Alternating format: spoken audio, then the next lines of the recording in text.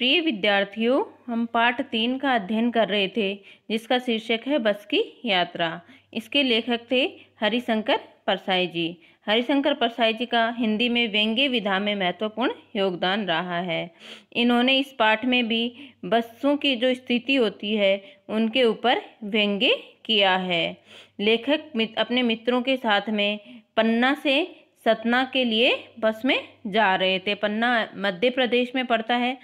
पन्ना, सतना ये सब कहाँ पड़ते हैं? मध्य प्रदेश में पड़ते हैं। तो पन्ना से सतना के लिए वो एक बस में यात्रा कर रहे थे, जो उन्हें आगे कहाँ पहुँचा, वहाँ पे जाने के बाद में सतना से उन्हें आगे क्या करना था? जबलपुर के लिए ट्रेन पकड़नी थी। इसलिए उन्हें जाना जरूरी था घर पे। क्यों? क्योंकि उनके जो 2 मित्र थे उनको घर पहुंचकर काम पर जाना था। ये हमें पढ़ चुके थे। आगे लेखक ने इसके अंदर बस की कैसी स्थिति थी उसके बारे में व्यंग्य करके वर्णन किया है। बस की स्थिति के बारे में व्यंग्य के माध्यम से लेखक ने वर्णन किया था। हम आगे पढ़ चुके थे इसमें कि कैसी बस की स्थिति थी। बस का इंजन किस तरह से आवाज कर रहा था, किस तरह से जो उनको छोड़ने आए थे उन्होंने लेखक को विदा किया। ऐसे लग रहा था जैसे वो उन्हें क्या कर रहे हो, अंतिम विदाई दे रहे हो। ये सब हम पढ़ चुके थे। आगे हम पढ़ते हैं कि बस सचमुच चल पड़ी और हमें लगा कि ये गांधी जी के असहयोग और सविनय अवज्ञा आंदोलनों के वक्त अवश्य ही जवान रही होंगी। लेखक क्या कह रहा है? हम लोगों को क्या लग रहा था कि गांधी जी का जो असहयोग आंदोलन और सविनय अवज्ञा आंदोलन है उस वक्त अवश्य ही ये बस क्या रही होंगी? जवान रही होंगी। बच्चों, आपको पता होगा कि गांधी जी ने अंग्रेजों को भारत से निकालने के लिए कुछ आंदोलन चलाए थे। तो उनमें एक था असहयोग आंदोलन, अर्थात उनका कोई किसी भी तरह से सहयोग नहीं करना, उनका अंग्रेजों का किसी भी तरह से सहयोग नहीं करना। इसके लिए भारतीय जो लोग थे, जो उनकी सेवाओं में थे, सरकारी सेवाओं में थे, उन्होंने क्या कर दिया? इस्तीफा दे दिया और उनका असहयोग करना प्रारंभ कर दिया। एक आंदोलन उन्होंने चलाया था सविनय अवज्ञा आंदोलन। सविनय अवज्ञा आंदोलन का अर्थात विनम्रता के साथ में उनकी आज्ञा का पालन नहीं करना। विनम्रता के साथ उनके आज्ञा का पालन नहीं करना। ये दोनों आंदोलन किसने चलाए थे? गांधी जी ने चलाए थे। तो लेखक कह रहा है कि बस की स्थिति भी कुछ इसी तरह की लग रही थी। उसे ट्रेनिंग मिल चुकी थी। ऐसे लग रहा था इन दोनों आंदोलनों से बस को ट्रेनिंग मिल चुकी थी। हर हिस्सा दूसरे से क्या कर रहा था? असहयोग कर रहा था। बस का हर हिस्सा एक दूसरे से असहयोग कर रहा था। पूरी बस जो है सविनय अवज्ञा आंदोलन के दौर से गुजर रही थी। कैसे? क्योंकि वह चालक की आज्ञा का पालन नहीं कर रही थी। तो किससे गुजर रही थी? सविनय अवज्ञा आंदोलन के दौर से गुजर रही थी। सीट का बॉडी से असहयोग चल रहा था। सीट का जो है बस की बॉडी जो है उससे असहयोग चल रहा था। सीट बस की बॉडी पे स्थिर नहीं रह रही थी। कभी लगता है सीट बॉडी को छोड़कर आगे निकल गई है, कभी लगता है कि सीट को छोड़कर बॉडी आगे भागी जा रही है। लेखक क्या कह रहा है कि हमारा जो शरीर है, हम जब सीट पे बैठे हुए थे तो ऐसे लग रहा है जैसे सीट जो है वो क्या है? बॉडी को छोड़ करके आगे निकल रही है। कभी लगता है कि सीट जो है बस की जो बॉडी है उससे बॉडी जो है सीट को छोड़ करके आगे निकल रही है, अर्थात वो एक दूसरे के साथ में स्थिर नहीं है। 8-10 मील चलने पर सारे भेदभाव मिट गए।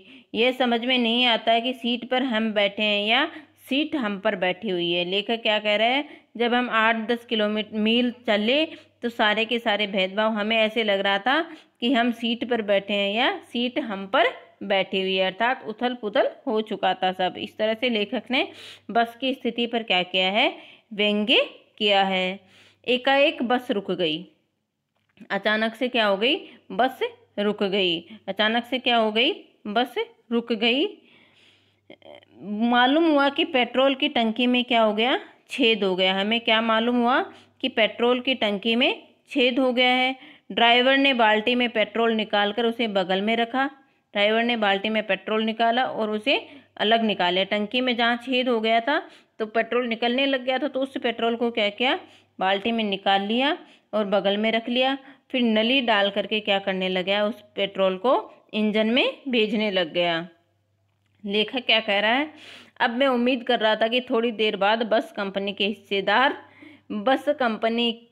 हिस्सेदार इंजन को निकाल कर गोद में रख लेंगे और उसे नली से पेट्रोल पिलाएंगे। लेखक क्या कह रहा है कि अब मुझे ऐसे लग रहा था कि जो बस कंपनी के हिस्सेदार हैं वो इस बस के इंजन को निकाल लेकर के गोद में रख लेंगे और उसे नली से पेट्रोल पिलाएंगे। किस तरह से पिलाएंगे, जैसे माँ बच्चे के मुंह में दूध की शीशी लगाती है, दूध की बोतल जैसे माँ एक बच्चे के मुंह में लगाती है, उस तरह से बच्चे उसको गाड़ी को ये क्या करेंगे, पेट्रोल नली के माध्यम से पिलाएंगे इंजन को।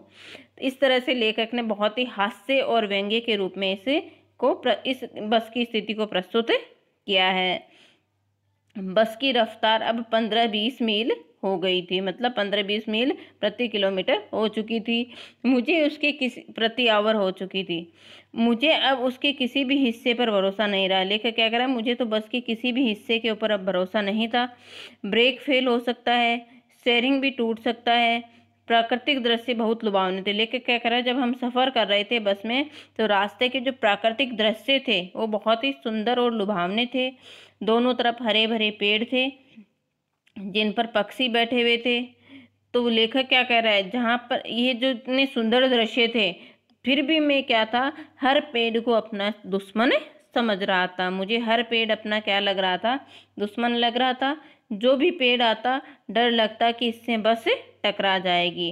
लेखक हर पेड़ को दुश्मन क्यों समझ रहा था, क्योंकि लेखक को क्या लग रहा था कि अगर जैसे ही पेड़ आएगा कहीं बस उससे टकरा नहीं जाए। अगर वह पेड़ निकल जाता तो दूसरे पेड़ का इंतजार करता कि दूसरा पेड़ आते ही कहीं बस नहीं निकल जाए। झील दिखती तो क्या सोचता लेखक कि इसमें बस कहीं गोता नहीं लगा जाए, इसमें बस डूब नहीं जाए। एकाएक फिर बस रुकी। लेखक कह रहा है अचानक से फिर से बस रुक गई। ड्राइवर ने तरह तरह की तरकीबें की, उपाय निकाले, पर वह बस नहीं चली। सविनय अवज्ञा आंदोलन शुरू हो गया था। लेखक क्या कह रहा है अबे कि सविनय अवज्ञा आंदोलन शुरू हो गया था, अर्थात जो बस है ड्राइवर की विनम्रता पूर्वक जो आज्ञा है उसका पालन नहीं कर रही थी।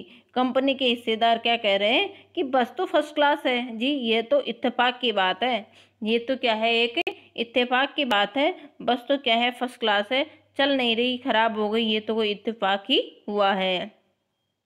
क्षीण चांदनी में वृक्षों की छाया के नीचे, क्षीण चांदनी मतलब हल्की हल्की सी चांदनी में वृक्षों की छाया के नीचे वह बस बड़ी ही दयनीय लग रही थी। लगता है जैसे कोई वृद्धा थक कर बैठ गई है। बस अत्यधिक पुरानी थी तो लेखक ने इसको क्या संज्ञा दी है, एक वृद्धा की संज्ञा दी है, बूढ़ी औरत की संज्ञा दी है कि बूढ़ी हो गई है, बहुत पुरानी है। तो ऐसे लग रहा था जैसे कोई वृद्ध औरत जो है वो क्या हो गई है, थक करके बैठ गई हूँ। हमें ग्लानि हो रही थी कि बेचारी पर लदकर हम चले आए। हमें अंदर ही अंदर दुख हो रहा था कि इस बेचारी के ऊपर हम इतने सारे बैठ करके चले आ रहे हैं। अगर इसका प्राणांत यहाँ पर ही इसका प्राणांत हो गया तो इस बियाबान में हमें इसकी अंत्येष्टि करनी पड़ेगी। लेखक क्या कह रहा है, अगर ये यहीं पे खराब भी रह गई, प्राणांत मतलब मर गई, तो इस बियाबान में, इस सुनसान जंगल में, बियाबान का मतलब क्या होता है, सुनसान जंगल में हमें इसकी क्या करनी पड़ेगी, अंत्येष्टि। जैसे ही कोई इंसान खत्म होता है, उसका प्राणांत होता है तो उसकी क्या करते हैं, अंत्येष्टि करते हैं। तो लेखक ने व्यंग्य किया है कि अगर यह बस यहीं पर ही खराब हो गई तो हमें इसकी क्या करनी पड़ेगी, सुनसान जंगल में अंत्येष्टि करनी पड़ेगी। इस प्रकार से इस पाठ के माध्यम से लेखक ने बहुत ही हास्यपूर्ण तरीके से व्यंग्य किया है। हिस्सेदार साहब ने इंजन खोला और कुछ सुधारा, उस इंजन में थोड़ा सुधार किया, बस आगे चलने लग गई। फिर बस उसकी चाल और कम हो गई, उस बस की चाल और भी कम हो गई। धीरे धीरे वृद्धा की आंखों की ज्योति जाने लगी। अब क्या होने लग गया, आंखों की ज्योति मतलब उस बस की जो लाइट है वो कम होने लग गई। चांदनी में रास्ता टटोलकर वह रेंग रही थी। चांदनी थी, चांद निकला हुआ था, तो चांदनी में ही वह रास्ता टटोलकर निकल रही थी। उसकी जो लाइट है वो हेडलाइट खराब हो चुकी थी। आगे या पीछे से कोई गाड़ी आती दिखती तो एकदम से किनारे पर खड़ी हो जाती। जैसे ही आगे से कोई गाड़ी आती किनारे पे खड़ी हो जाती और ऐसा लगता है जैसे कह रही हो निकल जाओ बेटी, अपनी तो वह उम्र नहीं रही, मेरी तो अब उम्र नहीं रही है, पहले तुम निकल जाओ। ऐसे लग रहा था कि ऐसे कह रही होंगी।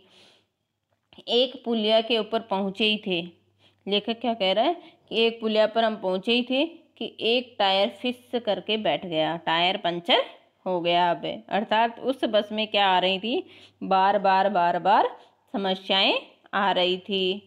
वह बहुत जोर से हिल करके थम गई, बहुत जोर से हिली और फिर रुक गई। अगर स्पीड में होती तो उछलकर नाले में गिर जाती। बस धीरे धीरे चल रही थी, अगर वह बस स्पीड में होती और उसमें टायर पंचर होता तो उछल करके क्या हो जाती, नाले में गिर जाती। मैंने उस कंपनी के हिस्सेदार की तरफ पहली बार श्रद्धा भाव से देखा। लेखक क्या कह रहा है कि मैंने उस जो कंपनी का हिस्सेदार है उसकी तरफ पहली बार श्रद्धा भाव से देखा।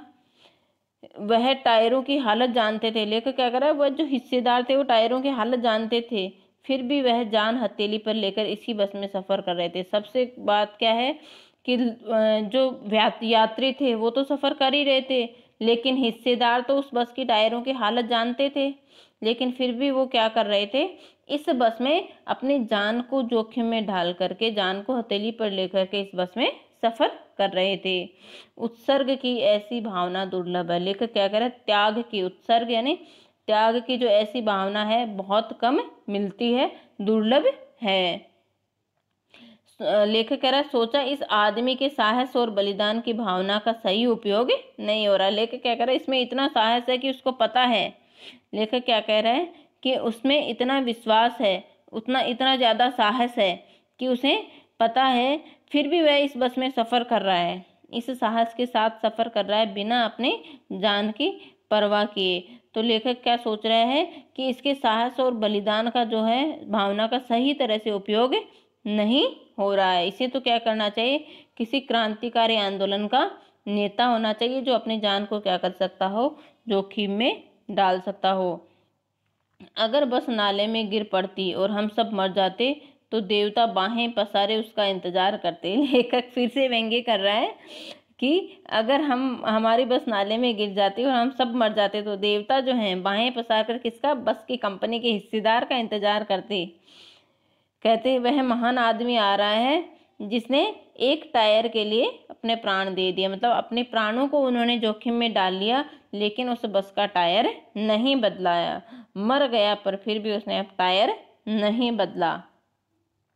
दूसरा घिसा हुआ टायर लगाकर बस फिर चल पड़ी। अब हमने वक्त पर पन्ना पहुंचने की उम्मीद छोड़ दी थी। लेखक क्या कर रहा है, अब हमारी जो मंजिल है पन्ना, वहां तक पहुंचने की हमने उम्मीद ही छोड़ दी थी।